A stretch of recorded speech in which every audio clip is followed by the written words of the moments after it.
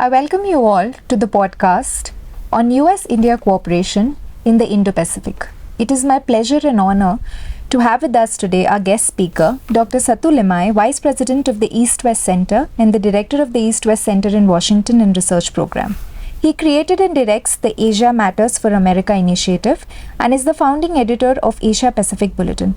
A very warm welcome to you to Christ University, sir. We are very glad to have you. Thank you, Kriti. Great to be here. So let me begin by asking you the first question. How aligned are the US and India regarding the Indo-Pacific or in the Indo-Pacific? How do you think, what is the alignment there? Sure. Well, first of all, it's great to be here. Great to be with Christ University and the Center for East Asian Studies. I think that US-India alignment in the Indo-Pacific over the last decade or more has really increased on a steady and very upward trend. Let me explain some reasons. First, as you well know, way back early in the early 1990s, India announced a Look East policy. More recently, that has become an Act East policy under the Modi administration. India has rapidly expanded its ties to a number of US allies and partners, Japan, Australia, the Philippines. It has joined a number of regional institutions. It has become an important player in defense and naval diplomacy, having ship visits and other cooperation. So in all these ways, we're aligned because prior to the last 15, 20 years, the US was heavily involved in East Asia, but India was relatively less involved. And so our alignment is in similar relationships, membership in similar organizations, concerns about China's aggressive behavior in the region, both in maritime and land borders, as India knows all too well. Both of our countries have important economic stakes in this region, investment, trade. Both our countries, US and India, are interested in a free and open Indo-Pacific. So in all of these ways, our alignment has gotten steadily closer and more cooperative, so that instead of having different or even parallel policies, we're actually beginning to cooperate. Most importantly is the example of the Quad and the Quadrilateral Security Dialogue. Thank you so much, sir. So, sir, based on these examples of cooperation, now I come to the second question. What are the opportunities that you see for both the countries in the Indo-Pacific? Where are they headed?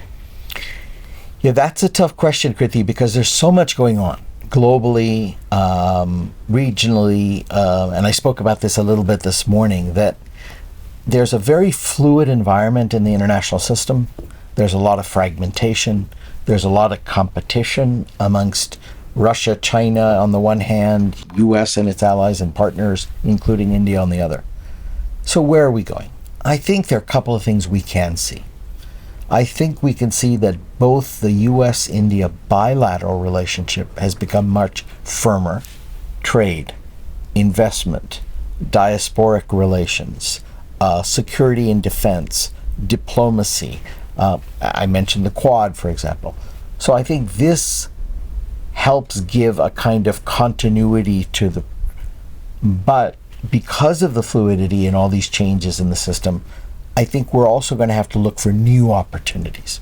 And one area where the US and India are similarly placed, but I think at something of a disadvantage, is how they're approaching economic issues in the region. Neither India nor the US are members of the Regional Comprehensive Economic Partnership. Neither the US or India are members of the Comprehensive Progressive Trans-Pacific Partnership, which is another regional trading arrangement. So we're going to have to think very hard, what can the US and India do in their bilateral relationship, but also in maintaining and building economic ties with this region. India and the US are cooperating in the Indo-Pacific Economic Framework, but not in all four pillars, only in three pillars, not in the trade pillar.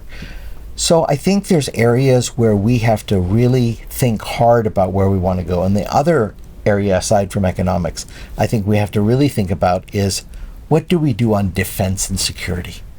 How do we use our increased military exercise, our defense engagement, to build on and become a provider of security and cooperation to other countries in the region, whether that's in the Pacific Islands or in Southeast Asia. So those are some areas where I can see a pretty high ceiling for our cooperation.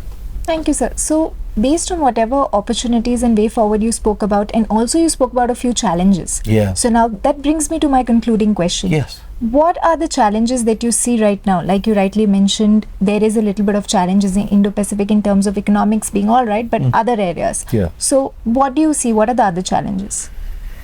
Well, one challenge is an enduring one in the U.S.-India relationship. And that is that the U.S. approaches Indo-Pacific strategy from the base and strength of its national power and its alliances. India approaches such relationships with alignment and convergence, but outside of an alliance. So that's one thing that has to be. Now, those are not contradictory, but what they are, they're not the same.